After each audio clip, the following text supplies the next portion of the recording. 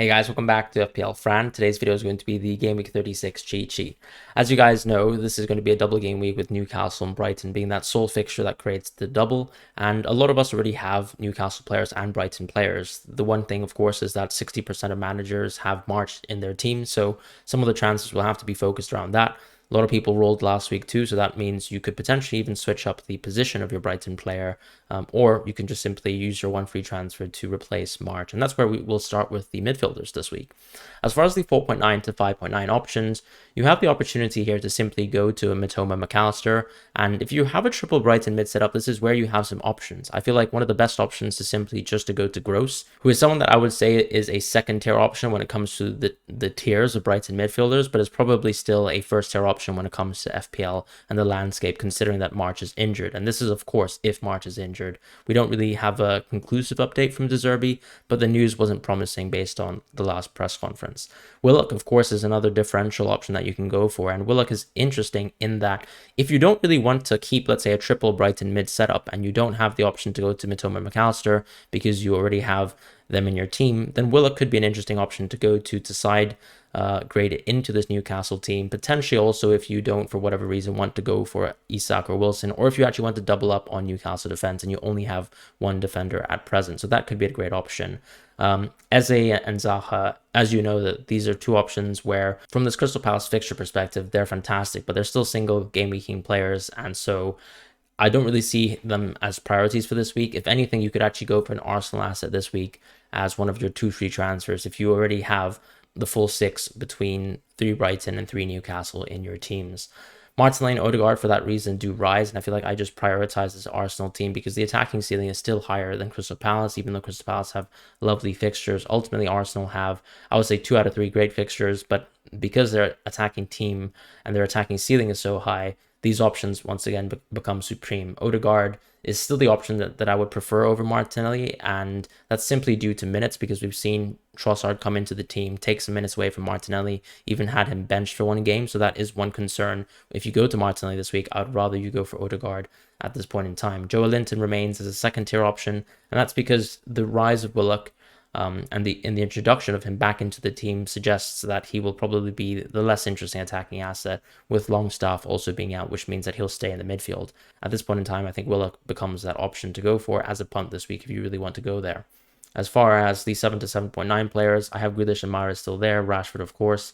Gakpo, unfortunately, gets a fall. And the reason why I've done that is not because I really feel like Gakpo's minutes will drop off, but the innovation, I suppose, that was brought out in the previous game, and potentially we're jumping the gun here, was Gakpo in the centre mid position. And even though that sort of did help with Liverpool's structure and their defence, I really don't think that benefited Gakpo whatsoever when it comes to what sort of positions he was benefiting from the attacking perspective. This is still a team where you really want to go Salah and Trent, and effectively no one else. You could go for a double Liverpool defense, but I can't really see the value of that for now. They're quite expensive, and at this point in time, as I said, none of the really attackers compared to Salah. So that is the huge gulf when you're looking at capitalizing on this Liverpool team when they have great fixtures. At 8 to 8.9, I've kept Foden preliminary as a green option, but keep in mind there is a semi-asterisk around him. You could see Grealish come back into the team. The reason why I have Grealish as a top option and Foden as a top option is because I think Grealish is still a great option to keep for Game Week 37 and 38, because I see Grealish being that first team player, where the issue really with Grealish for just this specific week with Everton is that he's going to have a high chance of being rotated. If you actually saw the BT post-match interview that he mentioned how he actually had a cramp one of the first times he's had it this season, and he's been incredibly fit for Pep, but this is a great opportunity once again to rest him. If Pep continues to see Grealish as part of the starting 11, that will bring in the goods really versus Real Madrid in the second leg. So that's kind of my point of concern there. I think this is maybe another opportunity to find Grealish on the bench, whereas Foden could arguably play left wing and right wing if you see a rotated City team. So that's kind of the benefit of maybe continuing with the Foden punt. If you're in the sort of camp like myself, where I am actually quite interested in going for a Foden start once again with my team. Saka, similar position to the Arsenal players, so no changes there. As far as Salah, Fernandes, KDB, similar positions, and simply the issue with KDB is because of the priority of Real Madrid. Similar issues to Grealish, where because he's so expensive as well, is there that sort of value in keeping KDB? Potentially, because 37 is such a great fixture on paper. But even at this point in time, if I really had to comment on the fixtures that City have on Game Week 37, and considering that KDB might be rested because, of course, the priorities elsewhere, such as, for example, how much of an effort that he might have to put in that Real Madrid second leg and how that impacts his minutes in the Chelsea game, and United, obviously, the difference between them and City's fixtures, of course, Bournemouth away versus Brighton away. And of course, when you compare like that, with Fernandes being a 90-minute man on both games expectedly, then I think Fernandes still remains as a top option there and is still slightly ahead of my estimations with De Bruyne for the week ahead. So that is going to be an interesting thing for Game Week 37, whether you prioritize going for Fernandes or whether you prioritize going for KDB, because Salah could easily be that transfer out on 37. So keep that in mind when you think about your transfers. As far as the forwards, not too many changes here, but 2 reintroductions to the cheat sheet. And Ciso is not really a reintroduction, sorry, but of course he's a new introduction to the cheat sheet because we did see him sort of play this sort of right wing position when March was injured. Otherwise, we saw him come in on half time and actually play in that 10 spot. So he does benefit potentially from a positional point of view with March actually being injured, if that is the case. And I do think Enciso would therefore be a second tier asset. The issue, as I said, is that I think even when you look at the next double, for example, where you have the Southampton fixture, once again, I'd prefer a Brighton defender then. And in terms of minutes, I still feel like Enciso will suffer despite March being out of the team potentially. So that's going to be the issue with Enciso, even though I think he can somewhat cover the 10 spot and the right wing spot at this point in time. Buonanotte, of course, is someone who's competing in that position. Enciso is cheap, but being cheap doesn't necessarily mean that you should spend the sort of money and save your budget, right? Because the appeal of Brighton actually is that they're one of the top teams in the Premier League right now. So getting the actual right triple up of Brighton is the right way to go. And we saw, for example, with Ferguson, Welbeck, and Undav, how ineffectual they can be on most weeks because of the expected rotation you have in those positions compared to players like Matoma and McAllister, where we've only really seen one benching so far and otherwise really, really good minutes. As far as Isak and Wilson, I've actually risen Wilson. Wilson deserves a rise. I think he will start the Leeds game. I think Isak will as well. But you also have the opportunity for Wilson to actually be benched for the Brighton game because that's going to see a bit of rotation. I think when you consider both of these two assets, I have to say Isak still is someone who, at this point in time, without the leaks, is still preferred to me because he has simply played more minutes than Wilson. That's just a fact. And when you look at 37, 38, you could actually really call upon Isak and Wilson back into your teams, particularly on that Leicester fixture. And if Wilson misses out on one of those games, that's going to be a problem. Whereas with Isak, I think he's going to have more minutes. If he gets rested one game, which is unlikely in my opinion, then you would expect that Wilson would also be rested a bit more. And that's simply what it comes down to based on looking historically at the minutes. Wilson has been more explosive, so to speak. He has better underlying stats when it comes to expected goals per 90. But Isak is also the more creative player. And we've seen games where, for example, in the Southampton game, he was quite easily and comfortably within the bonus points territory just for getting an assist in that game, whereas Wilson, of course, had scored 2 goals. So that shows you that Isak's way to getting points is a little bit different to Wilson, who is more of a pure goal scorer. Mitrovic gets added back to the cheat sheet. I think the back-to-back fixtures with Southampton and Crystal Palace are fantastic, but whether you really want to go there doesn't really make sense to me. I think, as I said, the priorities are for Isak and Wilson at this point in time, even though Mitrovic is a great option since that is Fulham's team and their attacking ceiling actually seems to be rather good, particularly when they're playing versus weak teams, and the only bad fixture is going to be United on 38. As far as Alvarez, I think you should continue to punt with him as well. But maybe by 37, you'll see the City starting 11 come back to play. And that means less minutes for him if, let's say, KDB starts to reassume that position. And you see players like Grealish and even Bernardo Silva play ahead of players like Foden and Mahrez, who featured in the previous match. And even Gundogan, when you talk about him too, he is clearly part of that first 11. So that Real Madrid game is a good look into what is City's starting 11 at this point in time. Pep did mention, of course, that he has some tactical changes to make versus Real Madrid, but I don't think that's going to really impact the sort of default starting 11 that he has in his mind as the best team right now within the league. You're also seeing, for example, Rico Lewis get some minutes as well.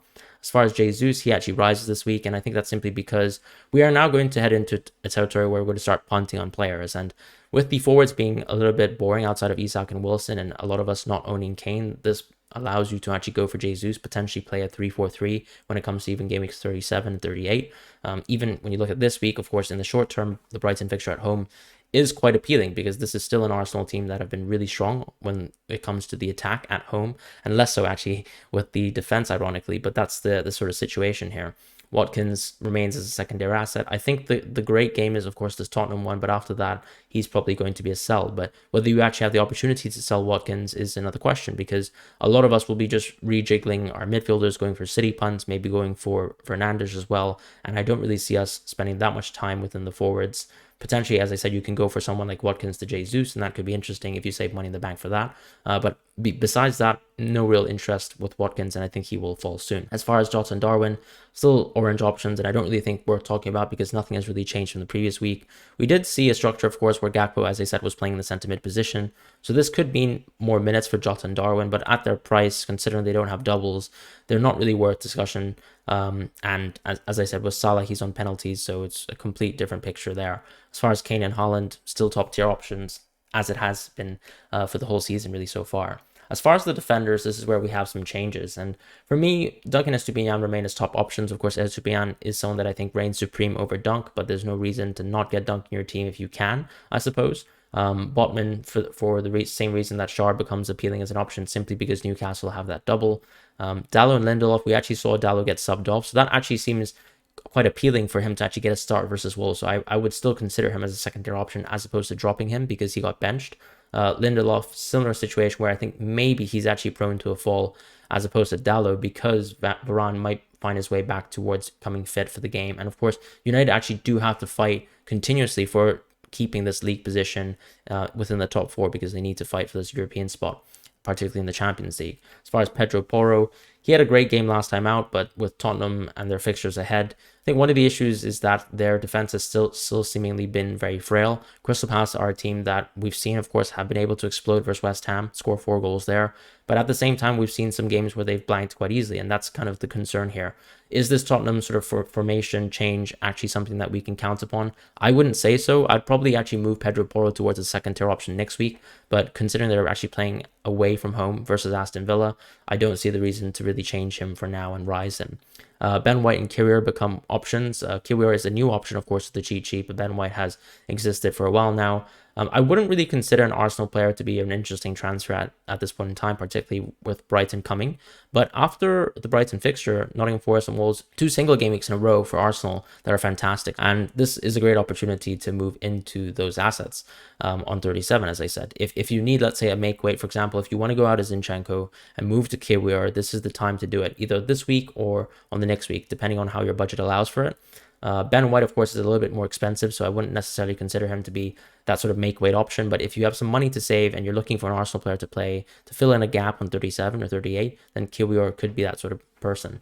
As far as Stones, Ake, and Diaz, they're on different price points, but of course, I think Diaz is the most nailed player. We've said that, but every single City center back is prone to rotation. Ake, of course, has an asterisk around him as well, so that is a point of concern at this point in time, and I would like to raise it, of course.